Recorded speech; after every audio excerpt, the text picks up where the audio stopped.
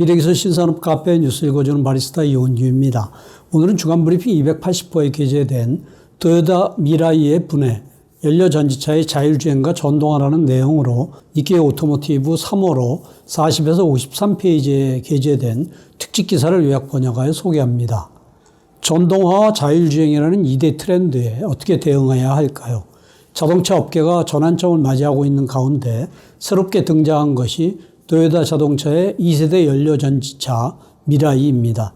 원가의 절반 이하 목표를 달성한 연료전지 시스템이나 OTA, 오버 디 에어로 진화하는 고도 운전 지원 기술, 어드밴스드 드라이브 부품을 분해 조사한 결과 미래에 대응하기 위한 아이디어가 많이 발견됐습니다. 토요타는 공격과 방어로 다음 스테이지를 향하고 있습니다.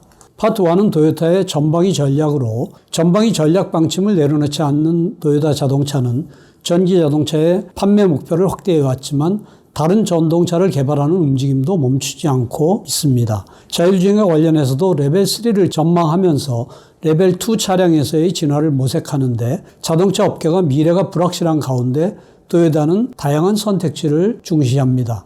미래를 예측하는 것보다 변화에 빨리 대응할 수 있는 것이 중요하며 정답으로 가는 길이 확실해질 때까지 소비자의 선택지는 계속 남겨놓고 싶다고 토요타 아키오 사장은 2021년 12월에 열린 회견에서 전동화의 전방위 전략을 유지할 생각임을 재확인했습니다. 전기차의 목표 판매 대수는 상향 수정하면서도 하이브리드 차나 플러그드인 하이브리드 차, 그리고 연료전지차에 대한 개발 투자도 계속하는데 자동차의 사용 환경은 지역에 따라 다르기 때문입니다. 토요타의 전방위 전략은 전동화만이 아니며 자율주행과 선진 운전 지원 시스템 ADAS를 중심으로 하는 안전기술도 폭넓은 수요에 부응할 수 있도록 할 계획입니다. 전방위 전략을 고집하는 토요타 자동차의 의향이 짙게 나타난 차량이 2세대 연료전지차인 미라이입니다. 전동화에 관해서는 연료전지 시스템을 쇄신하고 자율주행을 위해서는 고도운전 지원 기술 어드밴스드 드라이브 AD를 토요타 자동차에서는 가장 먼저 탑재했습니다. 니케이 BP는 이번에 AD를 탑재한 미라이를 입수하여 분해 조사했는데 자율주행과 전동화의 앞날이 불확실한 가운데 변화에 대응할 수 있는 아이디어를 많이 담았다는 것을 알게 되었습니다. 자율주행에서 예측하기 어려운 것이 레벨 3 시대가 도래하는 시기입니다. 레벨 3 탑재 차량의 시판화에서 가장 앞선 곳은 혼다의 레전드인데 독일 메르세데스 벤츠 그룹은 2022년 전반에 레벨 3 기능을 탑재한 S클래스를 발매할 계획입니다. 그러나 레벨 3 기능이 작동하는 곳은 고속도로의 단일 차선이며 게다가 일정 속도 이하로 주행해야 하는 등의 한정적인 조건입니다. 소비자의 니즈도 불투명해서 혼다는 레전드를 2021년 말에 판매를 종료했는데 레벨 3 탑재 차량은 100대 한정이었음에도 판매는 상당히 고전했다고 합니다. 자율주행에 대한 기대도가 사람에 따라 천차만별인 상황에서 토요타의 AD는 고객이 선택할 수 있는 유연성을 지향했습니다. 현재는 레벨 2이지만 구입 후에 부품을 추가하는 하드웨어 업데이트나 OTA에 의한 소프트웨어 업데이트로 레벨 3로 진화할 수 있는 시스템을 갖추고 있습니다. 미라이에서 실용화한 기술은 앞으로 보급 가격대의 차량에도 전개해 나갈 예정이며 AD를 싸게 하여 보급 차량을 위한 시스템을 개발 중이라고 합니다. 전동화에서 연료전지차는 주류에서 멀어지고 있는 가운데 유럽을 중심으로 전기차로의 시프트가 분명해졌지만 토요타는 연료전지차라는 선택지를 남겨두고 있습니다. 연료전지차의 생존에 반드시 필요한 것은 비용 저감인데 시스템이 저렴해지면 승용차뿐만 아니라 상용차나 선박과 같은 모빌리티나 정체용으로 용도를 확대해 갈 수 있습니다. 2세대 미라이의 퓨어셀 시스템 비용은 1세대와 비교하면 절반 이하입니다. 발전을 담당하는 퓨어셀 스택의 경우는 비용을 75% 줄일 수 있었다고 하는데 퓨어셀 전용 부품 이외에도 하이브리드와의 공용을 적극적으로 추진했습니다. 앞으로는 전기차와의 공용화도 시작될 것이며 미라이의 대응이 2022년 중반에 발매 예정인 신형 전기차 플랫폼인 BG4X로 이어집니다. 자동차는 가치관이 다양해지면서 폭넓은 니즈에 부응하기 어려운 시대에 돌입했습니다. 변화에 대한 대응력을 높이는 아이디어를 많이 담고 있는 미라이이지만 분해 조사에서는 단번에 차량 시스템을 쇄신하기 어렵다는 사실도 부각되었습니다. 자율주행도 전동화도 기존 시스템에 추구하는 형태로 했기 때문에 ECU, 전자제어 유닛의 수가 많아 배선은 복잡합니다. 과거와 헤어지지 않으면서 어떻게 미래로 나아갈 것인가. 도요타는 여러 가지 시행착오를 거듭하고 있는 것 같습니다. 파트 2는 도요타가 마주한 자율주행의 과도기로 레이저 레이더의 개발을 시간에 맞출 수 없다는 문제를 해결한 것이 OTA에 의한 소프트웨어 업데이트 시스템입니다. 도요타 자동차의 미라이 내부에서 시행착오의 흔적이 보였으며 동시에 자율주행의 과도기를 극복하는 아이디어나 미래에 대한 포석도 보였습니다. 없애야 할 부품이 나왔는데 리어 범퍼의 일부를 덮는 수지 커버의 내부에 라이더가 탑재되어 있었던 것입니다. 고도 운전 지원 기술 AD에 대응한 미라이는 처음에 차량의 전후 좌우에 한 개씩 라이더를 탑재할 예정이었으나 2021년 4월 발매 시점에서 실제로 탑재한 것은 전방 감시용 라이더 하나뿐이었습니다. 남은 3개의 라이더는 개발이 늦어졌기 때문에 탑재를 보류했다고 발표했었죠. 이 후방 확인용 라이더에는 전기 배선이 설치되었고 케이스에는 공급 업체인 독일 컨티넨탈과 도요타의 로고마크까지 붙어 있었습니다. 라이더를 분해한 결과 기판을 비롯한 부품이 내장되어 있지 않았는데 케이스만 있는 더미입니다. 다른 도요타 관계자에게 물었더니 더미를 탑재하는 일은 기본적으로 없다라는 답이 돌아왔습니다. 도요타가 대량 판매 차량에 라이더를 탑재한 것은 이번이 처음인데 우여곡절이 있었지만 라이더의 완성을 기다리기 위해서 차량 발매를 연기하지 않은 것은 큰 변화일 것입니다. 그리고 판매 후에 차량 부품을 업데이트하는 하드웨어 업데이트라는 새로운 한 수를 만들었는데 이 하드웨어 업데이트는 손에 넣은 순간이 최고의 성능이라고 하는 자동차의 상식을 뒤집을 가능성을 내포합니다. 도요타가 하드웨어 업데이트라는 수단을 선택할 수 있었던 것은 미라이에 OTA 시스템을 도입하고 있었기 때문입니다. 하드웨어의 추가나 인식 알고리즘의 개량 등에 맞춰서 소프트웨어를 업데이트해서 기능을 개선하는 일련의 흐름을 실시할 수 있는데 앞으로는 소프트웨어의 진화에 맞추어서 하드웨어를 교환하는 일도 있을 것 같습니다. 실은 도요타는 2021년 가을 이후에 생산한 미라이의 AD 탑재 차량에 총 4개의 라이더를 탑재하고 있었는데 후방과 좌우의 3개는 잠자고 있는 상태이지만 앞으로 소프트웨어 업데이트로 깨울 계획이라고 합니다.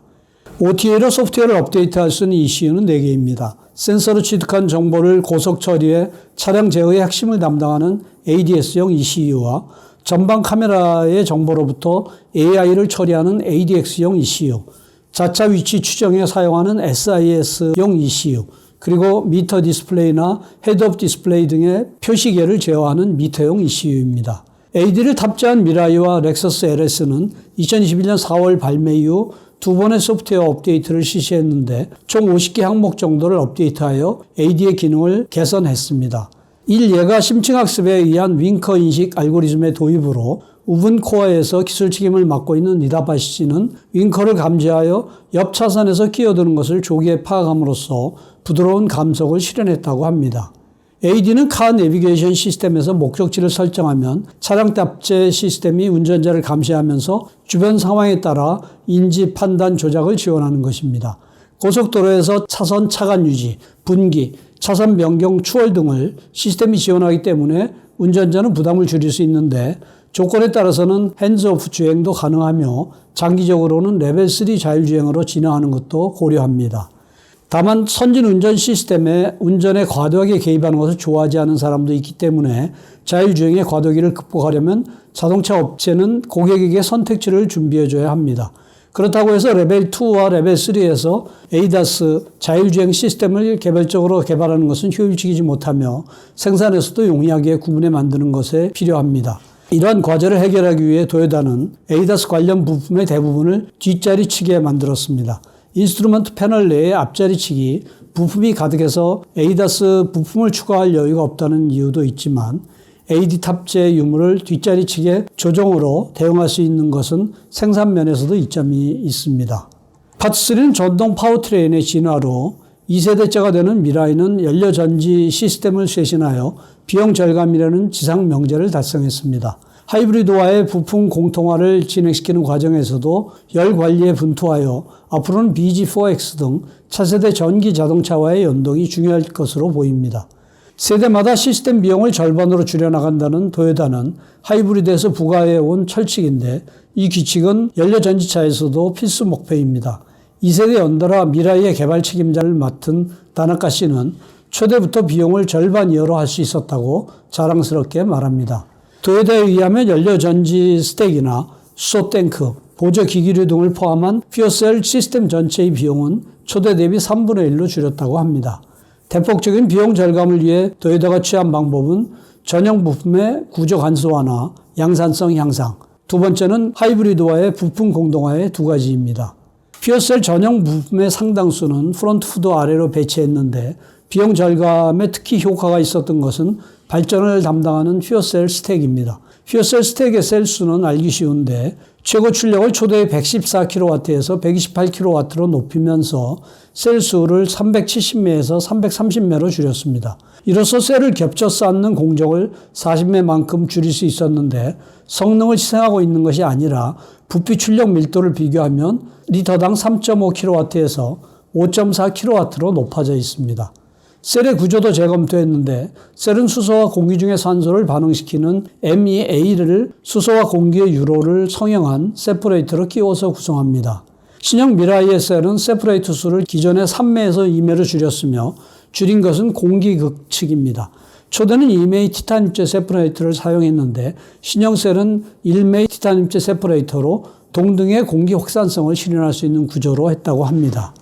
MEA 촉매층에 사용하는 백금의 양도 대폭 줄였는데 호리바 제작소의 협력을 얻어 신형 미라이의 퓨어셀을 분석한 결과 퓨어셀 시스템 한 대당 약 19.2g의 백금이 사용되고 있는 것이 밝혀졌습니다. 도요타는 백금 사용량을 초대에서 58% 줄였다고 설명했기 때문에 초대 미라이에서는 약 45.7g의 백금을 사용했다고 계산할 수 있는데 현 시점의 백금 가격이 g당 4,000엔으로 MEA만으로 차량 한 대당 10만엔 이상의 비용을 줄인 것이 됩니다. 수소 탱크도 쇄신했는데 탱크는 수지 라이너라고 불리는 수소가스의 저장 용기에 700메가파스칼 이상의 고압 수소에 견딜 수 있는 강도를 확보하는 역할을 담당하는 CFRP층을 감는 구조로 이번에 CFRP 감는 방법을 변경하여 강도를 향상시켰습니다. 초대 미라이에 탑재한 수소 탱크는 CFRP를 27층 겹쳤지만 이번에는 25층으로 줄일 수 있었는데 CFRP층을 얇게 함으로써 수소의 저장 성능이 높아졌습니다.